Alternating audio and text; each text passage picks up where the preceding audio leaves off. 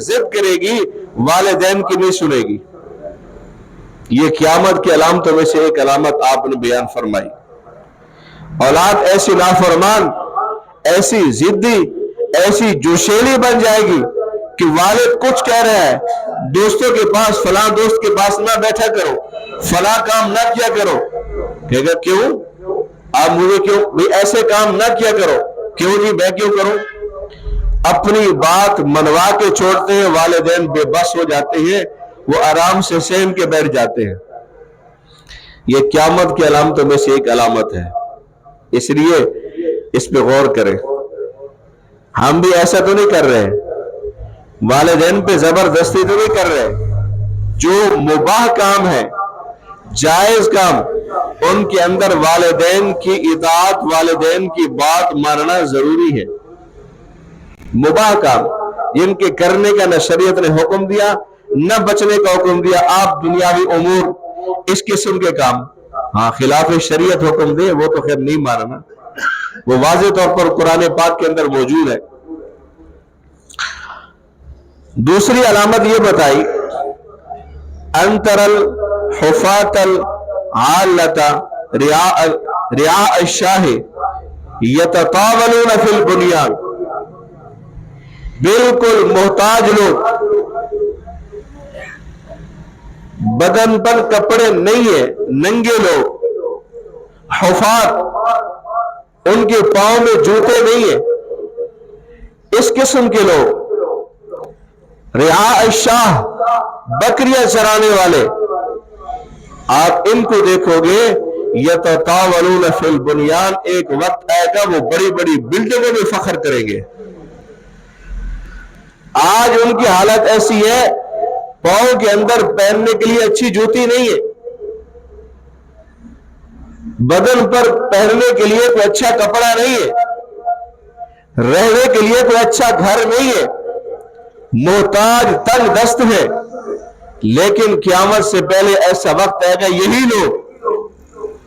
لوگ جو بکریاں، اونٹ چرا کے گزارا کرتے ہیں، وہ قیامت کے قریب بڑی بڑی بلڈنگیں بنا کے، بڑی بڑی عمارتیں بنا کے اس پر فخر کریں گے، عمارتوں میں مقابلہ کریں گے، کس کی عمارت بڑی ہے، ایک عمارت دوسری عمارت سے الگ ہوگی، ایک بلڈنگ دوسری بلڈنگ سے الگ ہوگی، ہر کسی کا نقشہ ہی الگ ہوگا۔ آج دیکھ لیں کون تھے بکریوں کے چرواہے؟ یہ متحدہ عرب امارات، خلیج کا علاقہ، یہ جتنے بھی سعودی عرب کا جتنا بھی علاقہ ہے، سارے کے سارے بدو تھے، شہر بہت کم تھے، بہت ہی کم، صحرا میں، ریگستان میں رہنے والے، پہاڑوں میں رہنے والے، جھوپڑیوں میں رہنے والے، پاکستان بننے تک ان کی یہ حالات نہیں تھے۔ پرانے لوگ سریکی بتاتے ہیں، سندھی لوگ بتاتے ہیں کہ عرب کے لوگ پاکستان میں آ کر یہاں کے وڈیروں سے مالی امداد لیا کرتے تھے۔ جب سے ان کے ہاتھ میں سیال، مادہ، پٹرول، ڈیزل، یہ چیزیں نکلی ہیں، ان کے پاس ایک معاشی انقلاب آیا۔ اب ان کی حالات دیکھ لو، جہاں ریگستان تھا وہاں سرسبز بہترین باغات، بڑی بڑی بلڈنگیں، بڑی بڑی عمارتیں اور عمارتوں پر فخر۔ اگر متحدہ عرب امارات والے ایک بلڈنگ بنا رہے ہیں، سعودی عرب والے کہتے ہیں مجھ سے اچھی بلڈنگ بنائیں گے، بڑی بنائیں گے، وہاں بھی سات عمارتیں ہیں، 7 حکومتیں ہیں متحدہ عرب امارات کے اندر، وہاں بھی ہر عمارت، ہر حکومت دوسری حکومت سے بلڈنگ بنانے میں مقابلہ کر رہی ہے۔ ان 7-8 سالوں میں خصوصاً زبردست قسم کے انقلاب، زبردست قسم کی تبدیلی آئی ہے، تو یہ قیامت کی ایک علامت ہے۔ اور ایک اور حدیث کے اندر بھی آتا ہے کہ یہ جو عرب کے اندر خشک پہاڑ ہے، کچھ نہیں اگتا، خشک میدان ہے، یہاں پہ پانی بڑی وافر مقدار میں ہوگا، سبزہ ہی سبزہ ہو جائے گا، मशरूई तौर पर समंदर से पानी निकाल के उस पानी को पौधों के और दरख्तों के काबिल बना के, इस्तेमाल के काबिल बना के वो अपनी आबादी में छोड़ रही है। बहुत जबरदस्त किस्म के बागात, जबरदस्त किस्म के फूल पलाट, उनके जाकर रोड देखे, रोडों पर ऐसा जबरदस्त मंजर होता है, हमारे वहम गुमान में भी नहीं है। ये क़यामत की अलामतों में से एक अलामत है। ऐसे ही आप अलैहिस्सलातु वस्सलाम ने कुछ और अलामतें बयान फरमाई। एक और हदीस में अंदर आता है, इज़ा तुख़िज़ल गनीमतु दुवला, जब गनीमत को आपस का हाथ में लेने देने वाली चीज समझा जाएगा।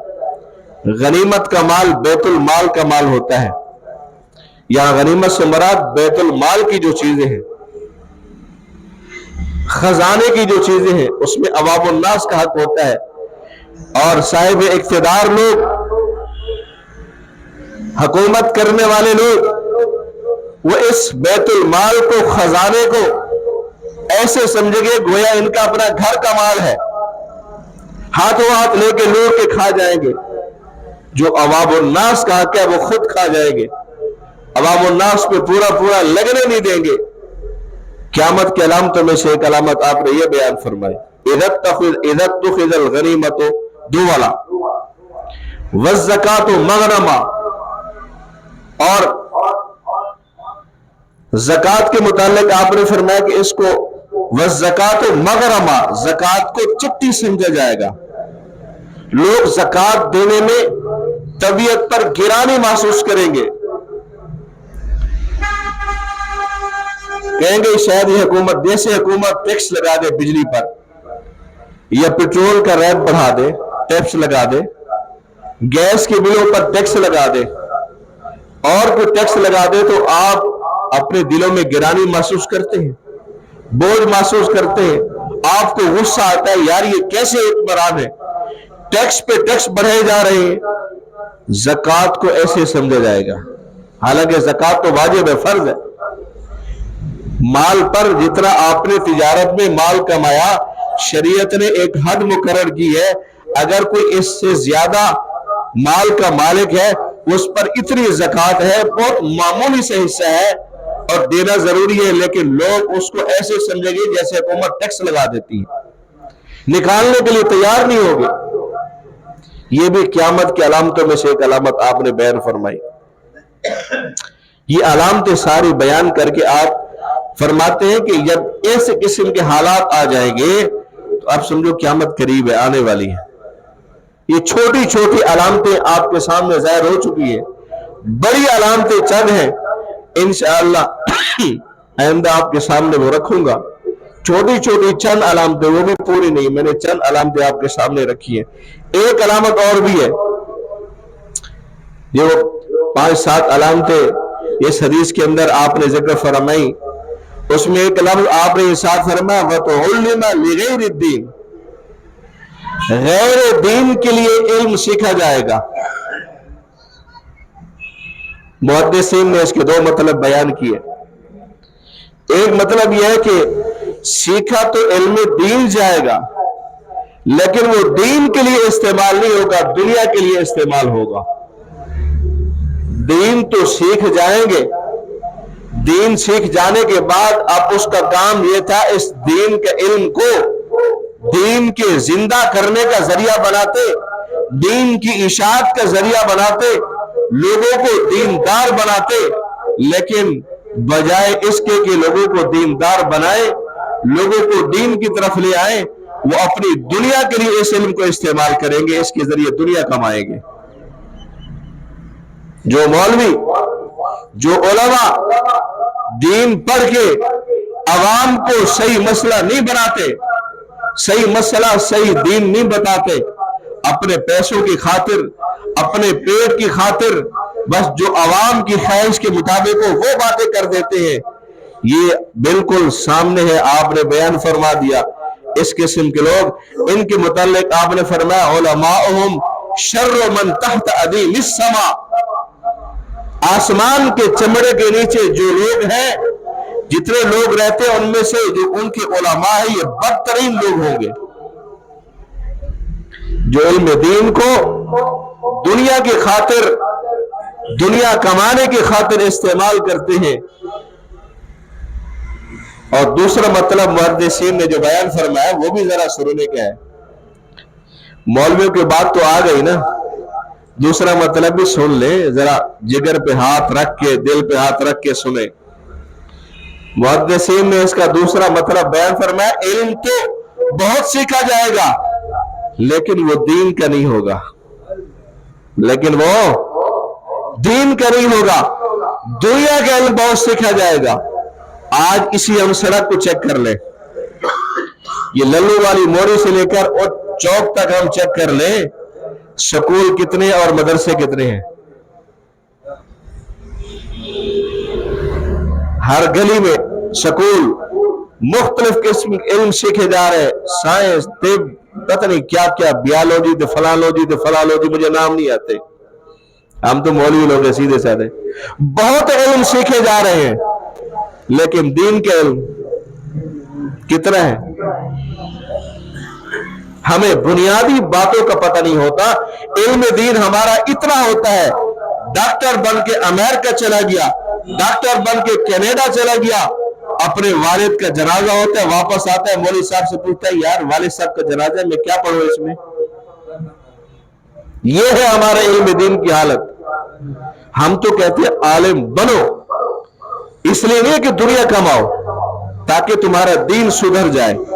उसके बाद आपने तिजारत करनी है, तिजारत करो। हमारे सामने की बात है, हमारे साथ पढ़ते थे कराची के बड़े बड़े रिवाड़ी वाले, जो कराची के अंदर बहुत मशहूर है, फैमिली है, उनके लोग बड़े बड़े कारोबार है, बड़े बड़े बिजनेस है उनके, हमारे साथ पढ़ते थे। आज वो अपनी बैठ के दुकानें चला रहे हैं। कोई दुनिया का इल्म उन्होंने हासिल नहीं किया, मामूली से सीख लिया होगा, लेकिन आलिम बने हैं। सबकी शक्ल दीनदार है, हाफिज भी है, लेकिन अपने अपने काम कर रहे हैं, तो उसमें कोई ऐब नहीं है। अपने अपने आप को तो पता चल गया क्या इल्म है। जब अपने आप को पता चलेगा, इंसान वालिद बनेगा, औलाद होगी, उनको इल्म दीन की तरफ लाएगा। अगर वालिदैन के पास ही इल्म ना हो, माँ के पास ही दीन का इल्म ना हो, बाप के पास से दीन का इल्म ना हो, औलाद को खातिन सिखाएगा। वो इल्म तो बहुत सीखा जाएगा, बहुत पढ़ा जाएगा, लेकिन वो दीन का नहीं होगा, दुनिया का इल्म होगा और इल्म सीखे जाएंगे। दुआ है कि अल्लाह रब्बुल इज्जत हमें आखिरत की तैयारी की तौफीक अता फरमाए। व आखिरु दावाना अल्हम्दुलिल्लाहि रब्बिल आलमीन।